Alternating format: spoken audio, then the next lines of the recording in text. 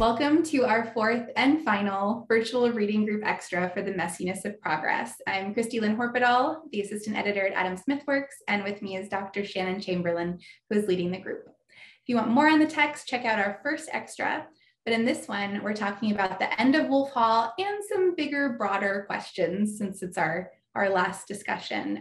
But your briefest of summaries for the text that we had, Thomas Cromwell is ascending, Thomas More beheaded, Anne is triumphant, but a trip to the Seymours' home, the home of Jane Seymore, the impending third Queen of England, is also being planned when the books close. That's the actual literal Wolf Hall of the novel. Hello, Shannon. Thank you for being here. Thanks, Christy. So, first question, off with his head, Thomas More dead. Thomas Cromwell and Anne Boleyn, who several times we've heard that they're similar in lots of ways and they see themselves as similar in lots of ways, do not understand why More would do this. Why wouldn't Thomas More just take the oath? Why wouldn't he find a way to quiet his conscience to live a few more weeks, a few more years? The punishment is clear and deadly.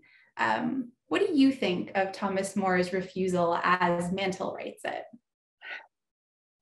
So Mantel, of course, has I think a slightly less positive take than other versions of Thomas More.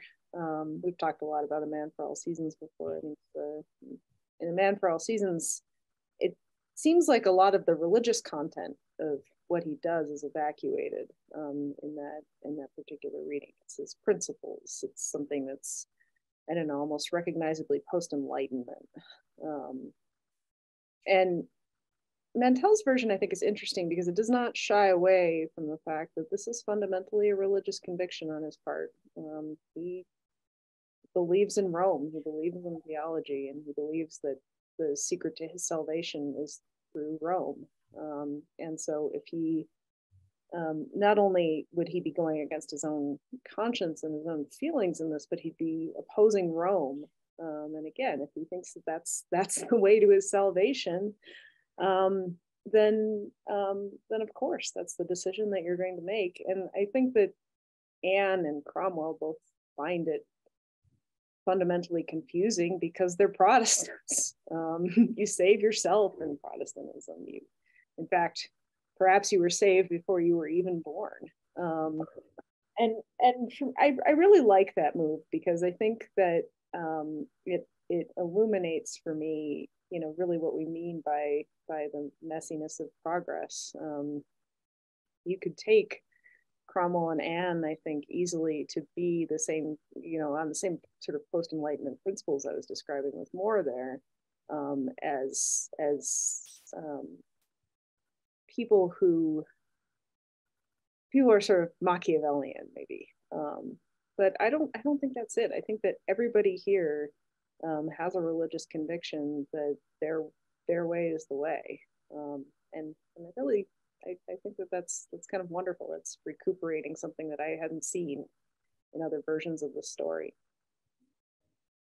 That's a great thing to bring out, especially for the Robert Bolt advocates of A Man for All Seasons, to help them see something different. Yeah, I'm bad about that. I always describe it as hagiography, but I don't think that's right. If it's certainly not, it's not, you know, Catholic hagiography. It's maybe post-Enlightenment hagiography, standing up for your principles. Well, next question, we're going to talk about the women of Wolf Hall. So we get to see some women who are colored in, namely Anne Boleyn. We start to know Jane Seymore and know that there's more of her coming.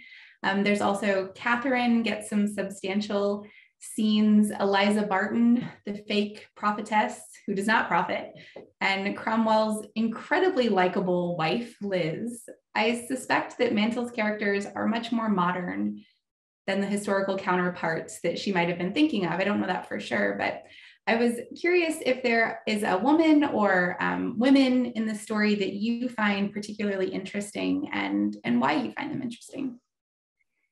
Yeah, I keep coming back to Jane Seymore. You're right, Christy. She's a little out of focus maybe at this point, but she's also somebody that Cromwell seems very interested in, and so I of course get interested in her. What is it that he sees in her? She makes these very enigmatic statements that nobody seems to understand. She's running around Wolfhall talking about Thomas Cromwell's sleeves at some point, and her brothers are just totally uninterested in what this might mean, despite Cromwell's rising prominence, actually. And I wonder if what he sees in her is something similar to what he is. Nobody sees him coming either. Nobody really understands him. At one point, he's encouraging Anne to get Henry to appoint Audley as Lord Chancellor, and Anne asks him why, and he says, well, I think he understands me. And Anne says, does anybody? And I think it's similar for Jane Seymore. Everybody seems to see her, and they see something either that isn't there. Anne sees a sheep and not a threat, and you wonder how that happens, or they just ignore her entirely. They think that she's a person of no consequence, much the same way that Thomas Cromwell seems to be a person of no consequence at the beginning of the story. Thomas Boleyn calls him butcher's dog on his way out in that initial conversation when he's auditioning for the role of Wolsey's money man. And so I think he sees something in her that's similar. And of course, one of the real tragedies of the book, and we talked about this in the reading group, is that Cromwell makes this rule for himself that he is not going to be interested in anyone that the king is interested in. And so the thing with Jane Seymore just collapses for that reason. And it's definitely a prudent move on his part, for sure. We see what happens to a lot of people who don't make a similarly prudent move, but it's also a sad one. It's kind of tragic. I also wonder how much of what Jane becomes is also due to Cromwell, right? Because we see him making Anne into Anne. And how much of what Jane Seymore eventually becomes is because of kind of Cromwell's behind the scenes moving pieces around, when he wants her to come, when he advises her about how to act in front of the king. I feel like there's a suggestion that Anne Boleyn still would have gotten pretty far without Cromwell. I'm not sure if I think that about Jane Seymore. What do you think? I mean, we're getting into Bring Up the Bodies a little now, but next reading group maybe. It's strange the way that Henry is portrayed as sort of falling for Jane Seymore. He falls asleep at a dinner, and she's the one who wakes him up, and somehow this startling kind of transfers into being startled by love, and that feels very un-Cromwellian to me, to just be startled into anything. It's totally against his sort of calculating nature. And only then does she and her family come to him and say, oh yeah, let's play this for all it's worth. And then at a later point, when it becomes clear that I think Anne has another miscarriage, they tell him the game has changed, Cromwell. We can, because of what you did with Anne, we know that you can do this with someone else too. And it's just such a, in the BBC adaptation of it, it's just such a great scene, because you just see all of these emotions going across the actor's face, Mark Rylance's face. It's a scene I don't think that got a lot of attention in the book, but somehow the filmmaker captures the horror of this scene from Thomas Cromwell's perspective. As he's rearranging his face, right? All the things. He's definitely arranging his face. He doesn't quite manage it.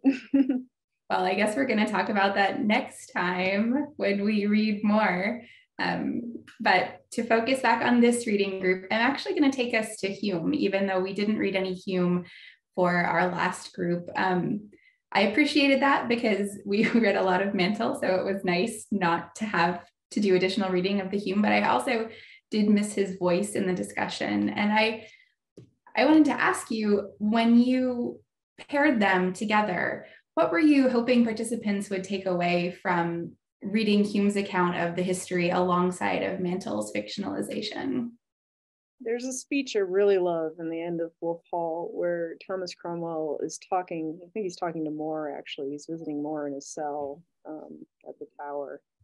And he talks about how he could be a better man if the weather was better, if the polis was better ordered. And it made me think of this sort of lingering question that's posed in, oh gosh, I mean, at least since Aristotle, is it politics that makes us good, or do good people make politics? And I was interested in whether Hume would have an answer to that question, or whether politics is just kind of a tragedy, just an unfolding tragedy. And I really wanted to read with some other people Hume's essay on whether politics could be considered a science. It's an interesting post-Machiavellian moment where I think, so Machiavelli would say, yes, politics can definitely be turned into a science. It's not a uniquely human capacity exactly. It's a scientific endeavor that's somehow apart from us and what we want. And, I had a sense from a vague memory of reading this essay as an undergraduate that Hume's essay was a little bit more, it was sort of a combination of Machiavelli and Aristotle, that the question he poses is whether there's any sort of escape from politics. And, is there any escape into the personal, to the passions, to this sort of recuperative idea of being human outside of politics? And I just thought that Mantel's work was an interesting place to pose that question. Politics just seems so inescapable here. It's so intertwined with the personal. It's intertwined with the religious. Was there any way for Thomas Cromwell to get out of his predicament, which of course ends in beheading, like all of these Tudor biographies seem to end. And I was in Hume's histories, I was also sort of interested in whether he had a sense of inevitability in the way that he told his history. And it seems like, no, he didn't. He was constantly reconsidering other possibilities. And, but I like that moment in Wolf Hall where he thinks about what would be necessary to make him a better man. And I don't think he's right. I don't think Cromwell's right about that. I don't think that there is an escape for him. I think he could have not gotten in, but I think once he's in, I don't think he can get out. Maybe like a lot of great works of literature, you think you're getting into something a little bit, but you actually got in all the way. He's going to work for Wolsey, right? And Wolsey isn't exactly the king. And he sort of gets involved with Henry because he wants to save Wolsey's life. And right before this began, Christy and we were talking about the Godfather, and he just seems like a Michael Corleone character to me in some ways. Michael Corleone gets into the family business in order to save his father, and it's a good motive. It's a noble motive. It's a personal motive. It's not a political motive at all. But somehow this just gets him entangled, and he can't get out of it. I'm going to read the couple sentences that you referenced from the Map of Christendom chapter, just because I love them. I truly believe I should be a better man if the weather were better. I could be a better man if I lived in a commonwealth where the sun shone and the citizens were rich and free. It's such a beautiful piece of writing, and it comes at such an interesting moment in the book. So I appreciate you reminding me of that. I love those lines. So I want to talk also just about Hilary Mantel. I had read her short stories years and years ago, and I remember being like, I don't see what the big deal about her is. And so now I have to atone for that. You should not judge a novelist by her short stories, Christy. I know that now. But she died last year, shocking many people. She was only 70. We had actually started planning this reading group before she had died. I think many of her fans, and certainly me now, I understand why people would have wanted more from her. How did you first get introduced to Mantel's work, and what do you remember about your first impressions of her? So I think, like we've also talked about before, Christy, I grew up on A Man for All Seasons. I think it was the first live play I saw, possibly. And I really liked it. And I decided in college that I would take a class in Tudor history and politics, just because I was really interested in Thomas More, and the Thomas More who emerged was completely different than the very, sort of principled and loving towards his family guy that we get in A Man for All Seasons. And I don't know, it was kind of a shocking and disillusioning moment for me. And so then I read another person who died too early's essay, Christopher Hitchens, on Hilary Mantel in the Atlantic, and I thought, oh yeah, I need to check this out. And I have to admit, I had a very weird experience coming to it. I downloaded the audiobook. I was living in California at the time, and I had a long commute. And for some reason, Audible, which was less advanced in those days, started playing the book in the middle, and I didn't realize it. And so I was sort of dropped into the middle of this story. But I still really liked it. And then I realized that I'd missed half of it, and I went back. But I missed out on that experience of Cromwell, the sympathetic boy, being beat up. And it, I still felt a lot of sympathy for him, even despite, I mean, a lot of people will say that that's necessary to the story, because otherwise you're just like, oh man, who's this weird Machiavellian operator who's doing all of this stuff. But I just felt really compelled by him. And, I think part of that is my interest in the Enlightenment and in modernity, and, how does this emerge out of such a, religiously fundamentalist environment, and, these wars of religion that this whole period precedes. And, I know, Christy, that you feel differently about this, but I just really admire him in a way.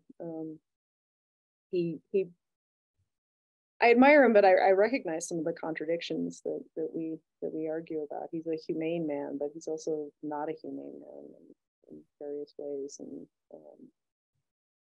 it actually makes me go back and reflect on my experience with A Man for All Seasons and More, because people can encompass all sorts of things, and the version of Thomas More that stood on principle, and the version of Thomas More who tortured people who disagreed with his religion are the same guy. And it's one of the sort of wonderful and terrible things about history. Yeah, I don't have it with me, but I told you before we started that I just started reading The Mirror and the Light. And one of the quotes she has at the beginning of that is a quote from someone sort of saying, like, brothers in the future, please don't judge me too harshly, right? It's a really beautiful quote. I'm going to put that in the notes so other people can read it too. But I will say I've had to think more deeply about things that I thought I knew what I thought from this reading group, and I'm grateful for that. So my last question, I like to think of it as the liberty question. You and probably our viewers know that this extra and the VRG are part of the work done by Liberty Fund. Liberty Fund is a private educational foundation established to foster discussions like this and others of issues pertaining to liberty. For someone who cares deeply about understanding individual liberty, why do you think that Mantel's books are good books to read? What's sort of your pitch to a liberty lover about why they should pick this up next? They're an absolutely, I think, perceptive and deep portrait of liberty's opposite, which is tyranny. And you know, again, with Thomas Cromwell, here's somebody who is, I mean, he clearly stands head and shoulders above the other people around him. He's been abroad, he's traveled, he's seen things, he speaks all of these languages, he's read books that they haven't read, and yet he still subjects himself to the power of the tyrant. And you know, and in a lot of ways, in the way that we just talked about earlier, he subjects himself for the most noble of reasons, which is to save his friend. But Henry just corrupts everything around him. You know, there's, you know, arguably, you know, Anne Boleyn is a better person before she has contact with Henry. Thomas Cromwell is, Thomas Wolsey is, you know, everything is deformed by its relationship to this tyrannical power. Every human emotion, every good thing is just turned into something bad. And so, you know, for the lover of liberty, I think, I think that the you know, the sort of, you know, that's the lesson, really. And yet out of this, and maybe partially because of Cromwell, and maybe because of Anne, there is a kind of new liberty that emerges. You know, maybe Henry is self-defeating in a way. The fact that he can put away these wives and come up with all of these, you know, reasons, religious and otherwise, that people must have understood as sophistical. Maybe that undermines trust in the monarch, and finally breaks this sort of theological, political bond that the absolute monarchies held. And you know, that's just, it just seems like a wonderful moment to look at if you want to think about the relationship between liberty and tyranny. Well, that was a delightful answer. I didn't even have that pitch for doing promotions, but I appreciate hearing it again, hearing it now. So this conversation is in part inspired by our virtual reading group, which is hosted by Liberty Fund. Thanks to our viewers for watching. We hope you'll join us in a future reading group. And I appreciate you so much doing these conversations. And I hope we get to work on another VRG again together in the future. Me too, Christy.